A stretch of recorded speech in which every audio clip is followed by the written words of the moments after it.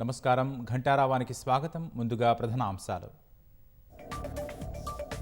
హైడ్రాకు ప్రజల నుంచి మంచి స్పందన వస్తోందన్న పొన్నం. ప్రభుత్వం ఎవరిపైనా కక్ష సాధింపు చర్యలకు దిగలేదని వ్యాఖ్య.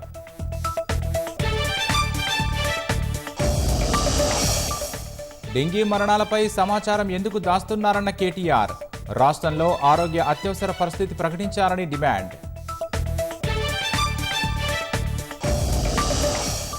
మేడ్చల్ జిల్లా కీసరలో రోడ్డు ప్రమాదం. ఆటో ఢీకొట్టడంతో కింద పడిన మహిళపై నుంచి దూసుకెళ్లిన బస్సు.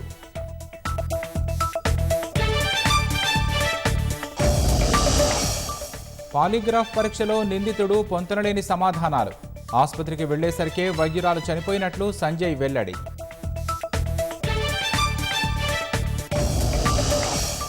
త్వరలో యుఎల్ఐ సేవలను లాంచ్ చేయనున్న రిజర్వ్ బ్యాంక్. రుణాల స్వీకరణ సులభతరం చేయనున్నట్లు వెల్లడి.